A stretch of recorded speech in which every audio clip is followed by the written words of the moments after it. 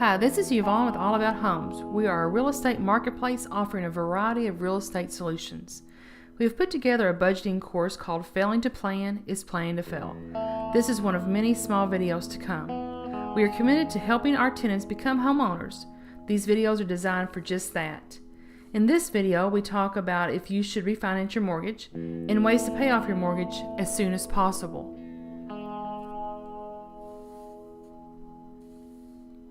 Budgeting. Failing to plan is planning to fail. Video 4.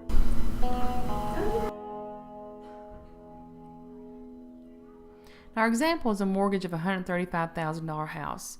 30 years, 6%, taxes and insurance comes to $1,011.25. Should I refinance my house? Well, the rule of thumb, if your interest rate is going to be lowered by at least 1%, now some say 2%, and you plan to remain in the home for at least 7 more years, yes, you need to refinance your home. If you can lower your interest rate by 1% and keep the same 30-year term, you're looking at reducing your payment about $85 a month.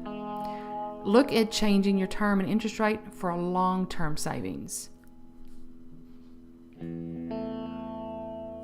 Now let's look at that again. If you have a mortgage of $135,000 at 6% for 30 years, you're looking at paying $810 a month. That's overall payment of $291,380. Now if you're able to lower it by 1% for the same 30 years, you're looking at $724.71 and you're going to save $31,000. But if you're able to reduce that by term and interest rate, you're going to be paying $185,893. So if you want to pay off your mortgage early, you'll find plenty of experts recommending ways to do it. All strategies work, but you'll find some methods of paying off your mortgage are safer, faster, and more painless than others. Compare these ways you can pay off your mortgage early, starting with the simplest and moving toward the most complex. Let's talk a little bit about early payoff. If you pay a little more principal, you get a bonus. The lower your principal gets, the more every payment from then on is applied toward the principal, and as less goes to cover interest expense. If nothing else, round up your payments. For example, when people have a payment of $644, they think of it as $650. Why not just pay the $650 then?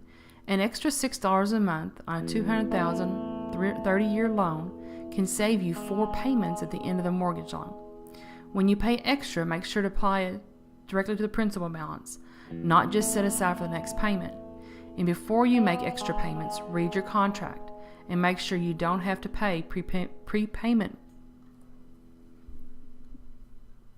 You can refinance to a mortgage for 10, 15, or 20 years, but 15-year mortgages are the most common.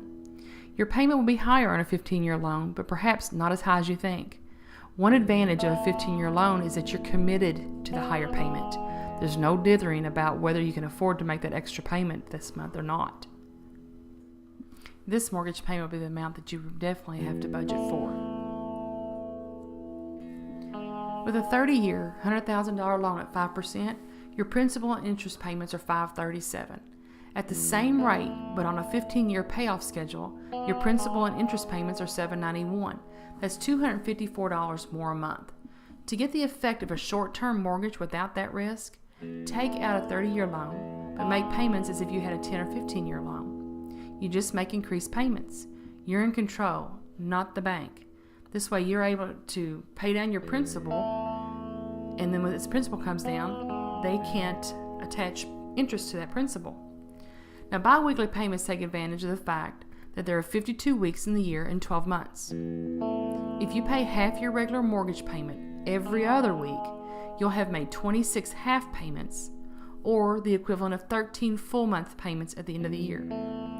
The extra annual payment can chop out about 6 years on a 30-year mortgage. You do not have to hire a third party to set this up. You can do it on your own. There's different ways of finding out how to do that. You can get online and look. There's books in the library. Advice. Just check it out.